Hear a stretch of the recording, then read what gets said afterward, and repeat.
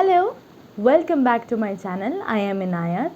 I am a tarot reader, numerologist, astrologer and a vastu coach. आज मैं Mars retrograde के ऊपर discuss करने वाली हूँ। मार्स रेट्रोग्रेड एग्जैक्टली क्या चीज़ होती है, सबसे पहले हम मार्स को डिस्कस कर लेते हैं। मार्स के अगर हम सिग्निफिकेटर्स को देखें तो मार्स रिप्रेजेंट करता है एनर्जी, एक्शन लेने की क्वालिटी को। जिस तरीके से जैसे ही हम पैदा होते हैं तभी हमारे अंदर, जब हम पेट से बाहर निकल रहे होते हैं तो हम एक एक्शन लेते हैं। जो भी हम कुछ चीज़ करें, अपने हाथ हिला रहे हैं, पैर हिला रहे हैं, सिर हिला रहे हैं, जो भी हम एक्शन ले रहे हैं वो सब मार्स है, हमारी बॉडी मार्स है। तो जब मार्स रेट्रोग्रेड जाता है यानी कि वक्री जाता है तो हमारे ऊपर क्या इफ़ेक्ट आता है। इस वीडियो के अंदर मैं मार्स ट्रांजिट वाले रेट्रोग्रेड की बात नहीं कर रही हूँ, जो आपके बर्थ चार्ट के अंदर फिक्स्ड है, जो चेंज नहीं हो सकता। उसके अंदर अगर आपका मार्स रेट्रोग्रेड है तो क्या इफ़ेक्ट्स आते हैं वो मैं इस वीडियो के अंदर डिस्कस करने वाली हूँ। मार्स जब हमारा रेट्रोग्रेड चला जाता है हमारे बर्थ चार्ट के अंदर तो हमारी एक्शन लेने की जो क्वालिटी है उसके ऊपर सबसे ज़्यादा इम्पैक्ट आता है। तो हो सकता है कि जिन लोगों का मार्स रेट्रो हो उनके आइडियाज़ बहुत अच्छे हों, वो प्लानिंग बहुत अच्छी करते हों, लेकिन जब उन प्लान्स को एक्शन में लेने की बारी आती है तो वो बहुत ज़्यादा कंफ्यूज हो जाते हैं कि मुझे वो काम करना चाहिए कि नहीं करना चाहिए। पहले तो उनकी इसी चीज़ में ही स्ट्रगल चली जाती है कि वो उनको करना भी चाहिए कि नहीं करना चाहिए। साथ में जब उन्होंने डिसाइड कर लिया कि हाँ ये मुझे करना चाहिए तो उन्हें इस चीज़ का बहुत ज़्यादा कहीं ना कहीं कन्फ्यूजन रहता है कि वो उसे किस तरीके से स्टार्ट करेंगे, कब करेंगे, वो काम किस तरीके से होगा नहीं होगा। तो एक्शन लेने की जब बारी आती है तो इतनी ज़्यादा उनकी ओवर थिंकिंग हो जाती है कि वो action most of the time लेकर नहीं आ पाते हैं।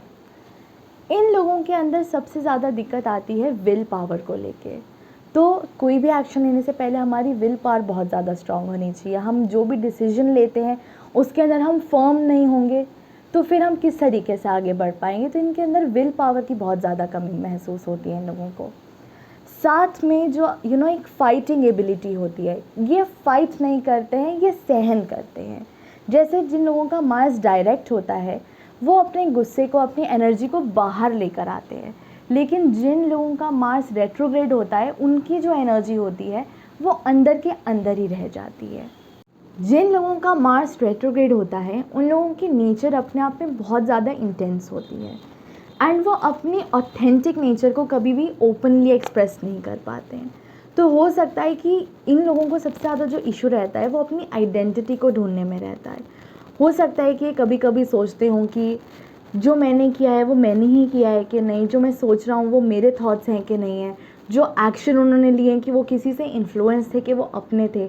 तो अपनी इंडिविजुअलिटी को लेके ये बहुत ज़्यादा कंफ्यूज रहते हैं या अपने आप से ईजिली कनेक्ट नहीं कर पाते हैं।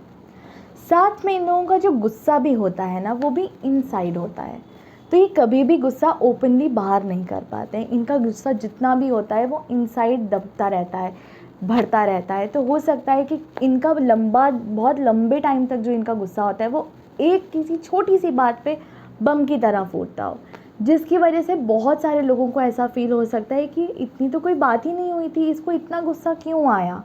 तो वो उस वक्त का गुस्सा नहीं होता है, वो इतने टाइम का पाइल अप हुआ गुस्सा, वो एक छोटे से पॉइंट पे जब वो एज तक आ चुका होता है तब वो एक टिपिंग पॉइंट होता है जब उनका गुस्सा ब्लास्ट हो जाता है। साथ में जब इनको सबसे ज़्यादा जो प्रॉब्लम आती है वो इनको अथॉरिटी फिगर्स के साथ में आती है एंड इनको कंपटीशन जब इनके आसपास हो तब बहुत ज़्यादा आती है, बिकॉज अथॉरिटी और कंपटीशन दोनों मार्स के एक बहुत स्ट्रॉन्ग ट्रेड्स होते हैं। कंपटीशन के अंदर ये बहुत जल्दी स्ट्रेस्ड हो जाते हैं कि इनको समझ में नहीं आता है कि उस स्ट्रेस के साथ में कैसे डील करें, किस तरीके से ये अपने आप को उसमें से पुश करें। एंड साथ में जब इनके आगे अथॉरिटी फिगर्स आते हैं तो ये वो नहीं समझ पाते हैं कि वो जो सामने वाला इंसान है वो इन्हें दबाने की कोशिश तो नहीं कर रहा है, एंड उस वजह से ये अपने जो एक एक ओरिजिनल इनका जो एक्शन होता है वो तो अथॉरिटी फिगर आने की वजह से सप्रेस हो जाता है।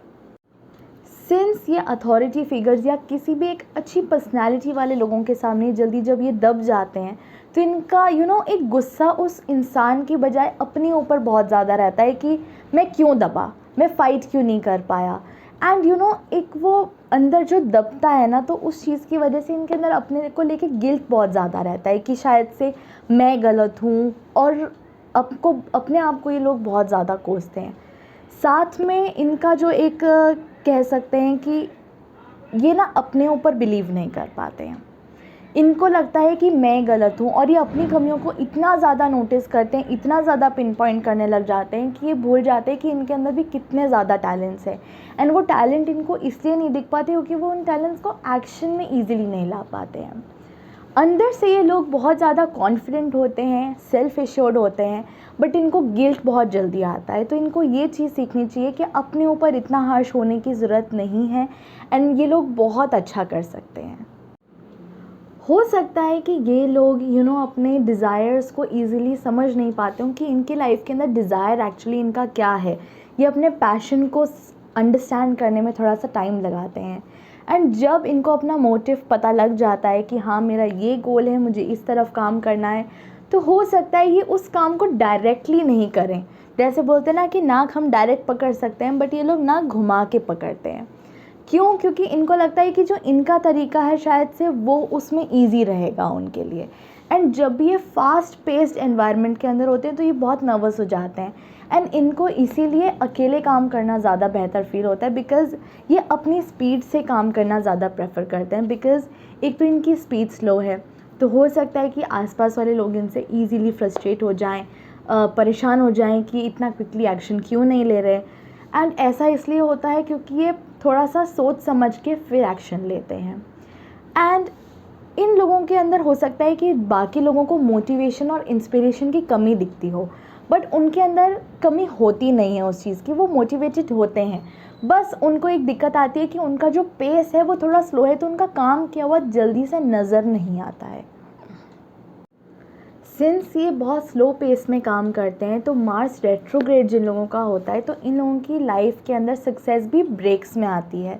एंड वो जो सक्सेस होती है वो सस्टेन यानी कि लंबे टाइम तक नहीं टिक पाती है। तो कभी रहती है, कभी नहीं रहती, कभी रहती है तो कभी नहीं रहती है। तो ये अपनी सक्सेस को लेके थोड़ा सा इनसिक्योर रहते हैं, एंड इनको लगता है कि शायद इनकी गलती है कि ये काम अच्छा नहीं कर रहे हैं, इस वजह से इनको ग्रोथ नहीं मिल रही है। ये काम अच्छा नहीं करते हैं, इस वजह से इनको फेलियर देखने को मिल रहा है। बट इन लोगों को समझने की ज़रूरत है कि ये काम बहुत एक्यूरेट करते हैं, यानी कि एक हमने फटाफट सड़क बनाई, बट एक जब हम बिल्ड करते हैं, फाउंडेशन के ऊपर काम करते हैं, तो काम स्लो होता है। तो मार्स रेट्रोग्रेड वाले लोगों को ये बात समझने की ज़रूरत है कि ये लोग पेशेंस अगर सीखें एंड अपने पे यकीन करें, तो ये बहुत आगे उस काम के अंदर बहुत लंबा अच्छा टिक सकते हैं। अपने ऊपर से फेथ कभी नहीं खोना चाहिए इन लोगों को, बिकॉज़ ये एक्चुअली में बहुत टैलेंटेड होते हैं, बस ये अपने टैलेंट को कभी देखते नहीं हैं। ये अपनी कमियों को इतना ज़्यादा नोटिस करते हैं कि इनकी टैलेंट ये भूल ही जाते हैं कि इनके पास में है। ये लोग उतना रिस्क टेकिंग नेचर के नहीं होते हैं। इनको रिस्क लेने से थोड़ा डर लगता है, क्योंकि इनको लगता है कि कहीं पे जो इनके एक्शन लिए हैं वो कहीं गलत नहीं हो जाएं, उसके रिज़ल्ट्स का क्या होगा। तो ये रिज़ल्ट पे इतना ज़्यादा सोचते हैं कि वो रिस्क अपनी लाइफ के अंदर नहीं ले पाते। तो हो सकता है बहुत लोगों को ये उतने करेजियस नहीं लगते हों, एंड थोड़े डरपोक किस्म के लगते हों। साथ में इन लोगों के अंदर एंजाइटी बहुत ज़्यादा रहती है, एंड हो सकता है कि ये सोशल सेटिंग्स के अंदर भी बहुत ऑकवर्ड नज़र आए, एंड ओवर अलर्ट हो सकता है लोगों को नज़र में आए। एंड ऐसा भी मुझे मतलब ऐसे मैंने काफ़ी लोग देखे हैं जो उनका मार्स रेट्रोग्रेड होता है कि ना वो छोटी सी आवाज़ पे भी ना एकदम से ओवर रिएक्ट कर देते हैं कि ये किस चीज़ की आवाज़ थी। तो वो उनका एक ओवर अलर्टनेस ही होती है, उनका एक डर होता है कि कुछ गलत तो नहीं हो रहा है, तो उनके खौफ की वजह से वो थोड़ा सा ओवर अलर्ट रह सकते हैं। मार्स रेट्रोग्रेड वाले जो लोग होते हैं ये अपने डिज़ायर्स को फुलफ़िल भी नहीं कर पाते हैं, बिकॉज़ ये यूजुअली एक्शन लेने से बचते भी हैं। ऐसा नहीं कह सकते कि इनको एक्शन लेने से एक तो रिज़ल्ट्स की भी टेंशन रहती है, एंड साथ में इनको ये भी रहता है कि यार एक्शन लेना पड़ेगा क्या। तो ये थोड़ा सा यहाँ पे जो हमारा मार्स होता है वो लेज़ी हो जाता है। साथ में सिंस मार्स की जो एनर्जी है वो इनसाइड ज़्यादा डायरेक्टेड है बजाय आउटसाइड की, यानी कि it is more directed inwards rather than outwards.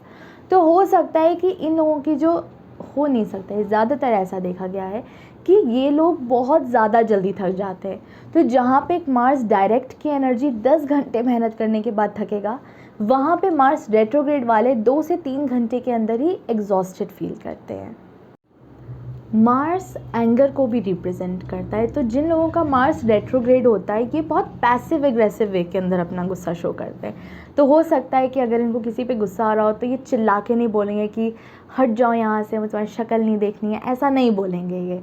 ये क्या करेंगे, ये बहुत पैसिव एग्रेसिव टॉन्ट्स मारेंगे कि अगर मानो कि इनको कोई इंसान पसंद नहीं है, वो उन्हें ओवर पार करने की इनको कोशिश कर रहा है, तो ये हो सकता है उन्होंने अच्छा ड्रेसअप किया हो तो बोलेंगे हाँ अच्छे तो लग रहे हो पर थोड़ा पर्सनालिटी पे वर्क करने की ज़रूरत है। तो उनकी टोन स्वीट हो सकती है बट बात बिटर कर सकते हैं। तो इनका ना एक गुस्सा करने का एक बहुत ना एक वाइब सी बदल देता है कि इंसान इरिटेटेड सा बैठा हुआ है। तो इनका गुस्सा भी बहुत अलग होता है जो यूजुअली लोग समझ नहीं पाते कि गुस्से में है कि गुस्से में नहीं है, क्या इसको लें हम। तो ये बहुत ऐसे टॉन्टिंग टाइम में थोड़ा इरिटेटेड से, थोड़ा स्नैपी से यूजुअली गुस्से के अंदर रिएक्ट करते हैं। सिंस ये लोग अपने लिए बहुत ओवरली क्रिटिकल रहते हैं, अपनी गलतियों को लेके, अपने एक्शंस को लेके इतना ओवर क्रिटिसाइज करते रहते हैं खुद को, एंड ये खुद में इतना गिल्ट एंजाइटी अपने आप को लेके इतना रहता है, तो जब कोई सामने वाला इंसान इनको जज करता है या क्रिटिसाइज इनके फेस पे करता है तो ये बहुत जल्दी ट्रिगर हो जाते हैं, हो सकता है बहुत जल्दी ऑफेंड हो जाएं, उस बात को दिल पे ले लें। तो इन लोगों की चीज़ समझनी चाहिए कि सामने वाला इंसान इनको कभी भी हार्म करने की कोशिश हर वक्त नहीं करता है, बिकॉज मार्स इज़ ऑल्सो एक तरीके से अटैकिंग एक चीज़ होती है। तो अगर वो इनसाइड है तो इनको लगता है हर कोई इनको अटैक करने के ऊपर ही लगा हुआ है, तुला हुआ है, तो इनको हो सकता है कि थोड़ा सा क्रिटिसिज्म इनके ऊपर एक फुल ब्लोन अटैक लगे। तो इतना हो सकता है कि उस टाइम पे थोड़ा डिफेंसिव हो जाए, आर्गुमेंटेटिव हो जाए, बट इनको समझने की ज़रूरत है कि वो सिर्फ इनकी भलाई के लिए है, कोई इनको हार्म करने की कोशिश नहीं कर रहा है। अब आप ऐसा सोच रहे होंगे कि मार्स रेट्रोग्रेड की एनर्जी तो बहुत ही ज़्यादा फ्रस्ट्रेटिंग है, ब्लॉक्ड फील करना, एंजाइटी, गिल्ट, एक्शन नहीं ले पाना, ग्रोथ को लेके प्रॉब्लम, तो क्या ये हमेशा चलेगा? बिल्कुल भी नहीं। इन लोगों की लाइफ के अंदर एक ऐसा पॉइंट क्लिक करता है कि जब बस ये सोच लेते हैं कि जितना सहना था सह लिया, जितना नहीं करना था उतना नहीं भी किया। लेकिन जब ये अपनी लाइफ के अंदर मार्स की एनर्जी को मतलब मास्टर कर लेते हैं, तब इनको कोई भी नहीं हरा सकता है। तब ये उस चीज़ को इतना ज़्यादा हाइट्स पे लेके जाते हैं, खुद इतने इंस्पायरिंग लोगों के लिए बनते हैं, क्योंकि मार्स अपने आप के अंदर एक वॉरियर भी है। तो ये एक वॉरियर की तरह जब उस मार्स रेट्रोग्रेड की एनर्जी को एक्सेप्ट करते हैं, समझ जाते हैं, उस चीज़ से डील करना सीख जाते हैं, तो वो लोगों के लिए इंस्पिरेशन की तरह काम करते हैं एंड उस काम के अंदर एक एक्सपर्टीज़ लेकर आते हैं। साथ में सिंस ये लोग वॉरियर्स होते हैं, ये लोग वॉरियर्स इसीलिए भी कहीं ना कहीं कहलाए जा सकते हैं बिकॉज इन लोगों के अंदर सहन शक्ति बहुत ज़्यादा होती है। एंड जब वो एक पॉइंट इनकी लाइफ के अंदर आता है ना कि अब जितनी गलतियां करनी थी कर ली, जितना सीखना था सीख लिया, यानी कि उस पॉइंट तक उन्होंने इतना खुद को मतलब इतना सहा होता है कि अब वो फौलाद बन चुके होते हैं एंड अपनी लाइफ के अंदर एक एक मुकाम अपना पा ही लेते हैं at the end of the day. तो ये था मेरा एनालिसिस ऑन मार्स रेट्रोग्रेड। अगर आपको ये अच्छा लगा then please don't forget to like, share and subscribe to my channel. And मिलती हूँ मैं आपसे मेरी अगली वीडियो में। Till then stay safe and stay happy. Bye bye.